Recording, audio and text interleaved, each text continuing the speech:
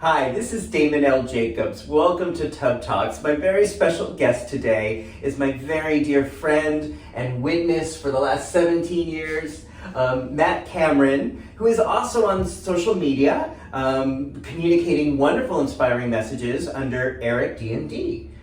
Welcome to the tub. Thanks. Welcome back to the tub. You've been in this tub before. I have been in this tub before. I'm so happy to see you and really, really honored that you're helping me participate in this experiment here of doing talks and helping people learn and grow and find ways of living, but doing that talking about these things in the bathtub. Yeah. So Matt, tell me, first of all, what do you like most about your body? I knew you were going to start with that one. I thought about the different ways that you can answer that question, and for me, I thought about it just more in like, when I look in the mirror, what do I see? What do I like? And I have to say that that's my shoulders. Mm-hmm. They've always sort of been a part for me that stands out. They've always felt nice when I touch them. People can see, yes. I don't know what you can see, but anyway, shoulders. Yes. Shoulders. Your shoulders. They've always had a lot of definition and felt strong.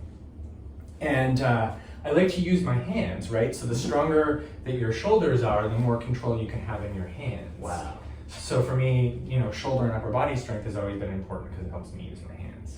So that actually is a really important point, and one of the reasons why I wanted to have you on the show is because in all of the work you've done in your various professions have been involved helping, touching. So when I first met you, you were doing a lot of healing work and helping people as an occupational therapist. Yes. Now you have using a lot of that energy in the sexual realm. Mm-hmm. And I'm wondering if you could talk about that a little bit, how you went from one to the other and what that was like. Oh, geez. So the one thing that I can say is it feels like a very natural extension of my work as a healer and myself as an occupational therapist to have stepped into sex work. Mm-hmm. It happened sort of gradually.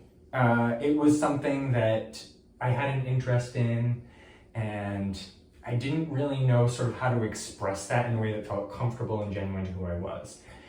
Some of that was my own listening when I was looking at porn and thinking, those people maybe aren't the best people, or all of that. I had a lot of prejudice. And I came to realize actually that I was just scared. I was scared of what it would mean to be that vulnerable. What were you scared of? How people might judge me, maybe if I might have some performance issues, how my body might look on camera. I didn't know how I might sound or look when I'm fucking somebody. Mm-hmm. So what I chose to do was try some solo videos. And that's how I learned to question some of those thoughts that I had about who porn stars were, who sex workers were. And I started to see sex work as a healing profession, and I started to see all of the ways that being an occupational therapist could carry over. My understanding of the body, my ability to listen, my ability to form relationships with people pretty quickly, right? As an occupational therapist, I had to walk into a room with a 93-year-old lady that I had never met before and convince her to take her clothes off so that I could evaluate how she did it. Mm-hmm. That takes some skill, it takes some practice. But now, because I practice that, I can walk into a room with a 46-year-old man that I've never met before and make him feel comfortable enough to want to have sex with me. And to trust you. And I think all of your professions involve people trusting you in intimate situations pretty rapidly. Mm-hmm. How did you cultivate that? How did you learn how to do that? Or is that just completely intuitive for you? A lot of it is intuitive, but a lot of it is trial and error. Mm-hmm. I fucked up a lot. How? I screwed up a lot. Times when I walked into a room with a patient and pushed a situation where somebody was clearly uncomfortable and I thought I had a job to do. Mm-hmm. Most of the times when I have fucked up, it has been because I thought I knew what was going on instead of listening and watching and paying attention to what's going on, right? So I had to learn to get out of my own way and allow people to tell me what they need, to show me who they are. And I realized that the less I did, the more I got. The less I felt like I had to lead the situation or figure it out, the more I let somebody be themselves, the more I get that genuine trust rate from them, right? Because I give them a space to be themselves. So part of creating trust, part of creating intimacy is making space for someone to truly be themselves without judgment, without should or preconceived notions. Mm-hmm. And you've been able to establish that. Wow. So what is the best part of the work you're doing now? What do you like most about it? I love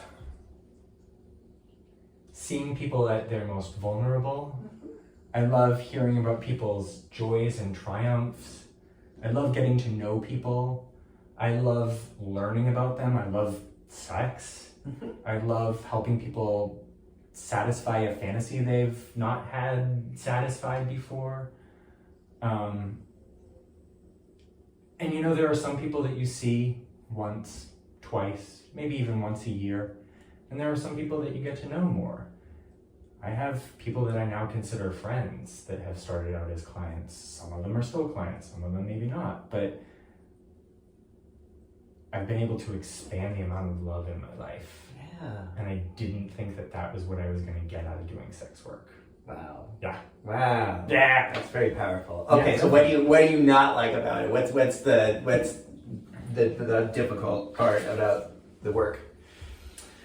What is the hard part about the work? The hard part of the work is sort of the minutia of it, right? Like the responding to text messages when I don't want to. Balancing, like I'm out with dinner with friends with somebody who needs to ask me a question, and making sure I'm getting back to people on time, keeping myself organized in terms of what I commit to. So those are not bad things. They're just sort of the most difficult, right? Because they're also maybe the least fun. Yeah. Yeah. Do you feel like there's more entitlement in the realm of the work you're doing in sex work than there was in the medical field, or is it just still kind of people are like entitlement? Yeah. I would say that there's the same amount. It just shows up in different ways. Yeah. Most people are not entitled in the same way. When I was an occupational therapist, most people didn't have an entitled attitude. They were grateful and willing to participate. Yeah, and just like in occupational therapy, when it shows up, it's like a little startling. Yeah. Because I don't think that way. Yeah. And you don't know who's on the other side of the text message that you get. And sometimes it's very shocking because my first assumption is they're going to be just nice, regular people, right? And then sometimes something comes out and I'm like, oh, didn't expect that. Like aggressive, impulsive. Insulting.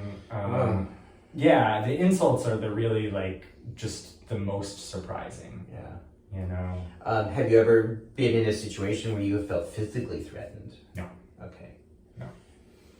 And I take steps to mitigate that, right? Yeah. Like I have, phones now have this wonderful thing where you can send somebody your GPS location. So I have a trusted person and he always knows where I am and he has access to my calendar. So he has the names, phone numbers, and addresses where I'm going to be.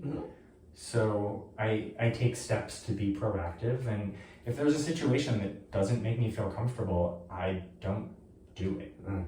Good. Yeah. Good. So your instinct, your intuition really is important. Absolutely. To feel that. Absolutely. So now as a man in his 40s, it's just crazy to say, they still think of you as a boy in their 20s, right? But you are now in your 40s.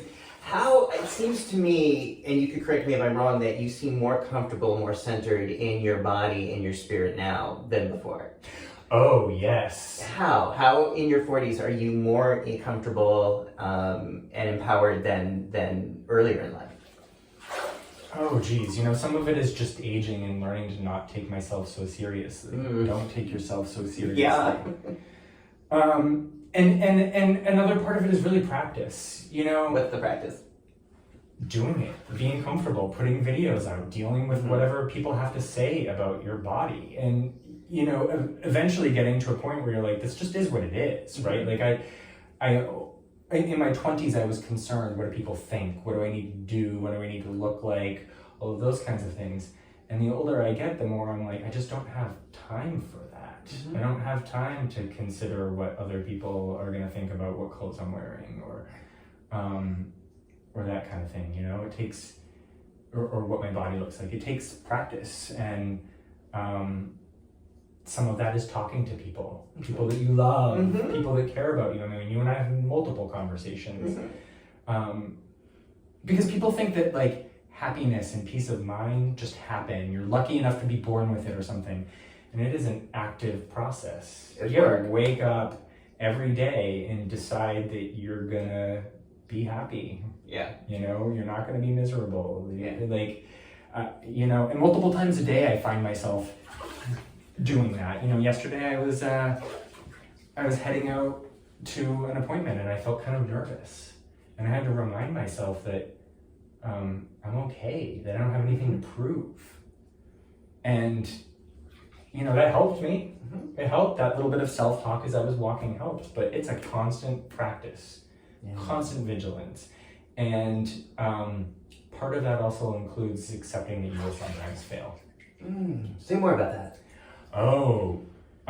Last week I had a little intestinal illness, and I couldn't eat for a couple of days, and I love to eat, so that was upsetting enough. But then I lost like 8 pounds, and I spiraled.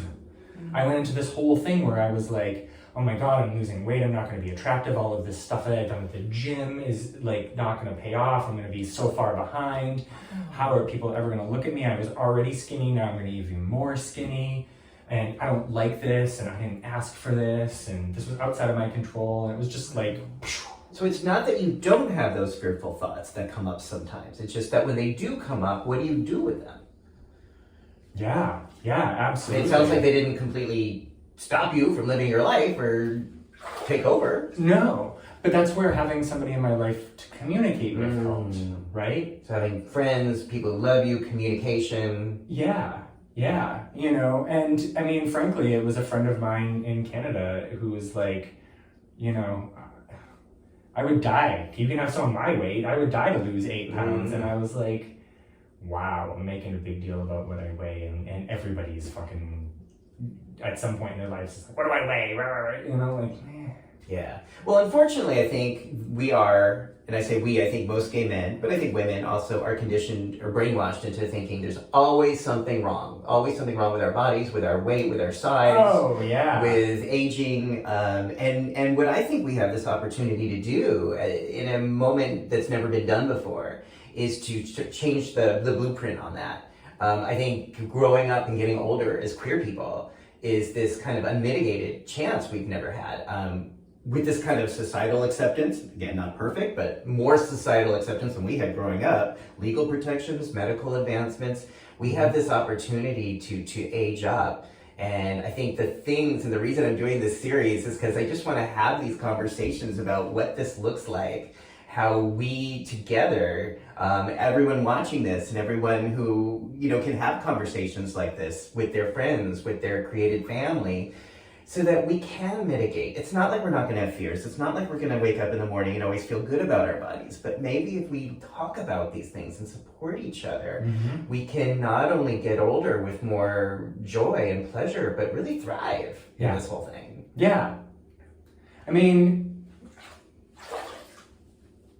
there is this idea that we are separate people having separate experiences, and we can lead that. We can have that lead us down the road to, I'm alone here. I'm isolated. I'm the only person experiencing this, and then you throw on a good pandemic and some quarantine time, and that is just magnified. Yes. And, I've lived all over the country, and I've met a lot of people, and I've had a lot of conversations, and I've done a lot of work with people, and we're not all that different. We're not. Yes. Maybe you like pizza and I like Indian food. Totally true. I love Indian food. But is that really a separation? Is that really different, right? Right. Right. Yes, we create these labels. You know, the thing that really gets to me is when we divide generations by millennials or boomers or whatever. It's like, that's just artificial separation, a way of people saying you're separate from me. And the truth is, I know people in their 20s I have so much in common with. People my age I have nothing in common with. And vice versa. I've just never, but I think those are artificial labels that we put on in order to say different, others, and separate. And that, in my experience, is a one-way ticket to feeling pretty lonely and isolated. Yeah, and a lot of the things that we think makes us different are really just spins on the genetic wheel. Yeah. Right? They're not personal, right? Yes. Nobody alive chose how tall they are. Nobody alive chose what their skin color is, right? And so these things that we can immediately see as separating you from me are not necessarily really separate things, right? It's like, playing roulette. Like, we're all playing the same game. It's you got an 8 and I got a 9, whatever. And so that'll lead me to saying, if people want to see more of you, literally, or also hear more about your positive, inspiring messages, how can people follow you? How can they find you? Okay, so I'm all over the place. I'm on Twitter, Eric Hassan, XXX. Last name is Hassan, and it's Eric with a C, no K, XXX. You can find me at thedudенextdoor.com. That's my website with a lot of masturbation porn, fetish porn. You can find me at erichassan.com. That's how you learn about meeting me in person or maybe having a virtual session with me. I'm on Instagram as Eric the DND, and I'm probably other places that I can't think about. But if you only want to look at one thing, look at allmylinks.com/thedudенextdoor. That has all my links. Wonderful. We'll make sure that's also posted here and in our links on the video. Great.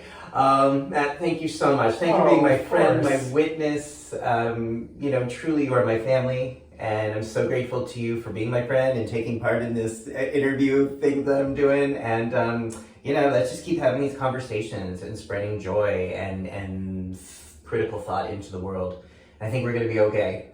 I agree. I have one last thing to say. Yes. You have been instrumental in helping me. One thing you might not have done is a little bit of math. I met this young man when I was 26 and I'm now 43.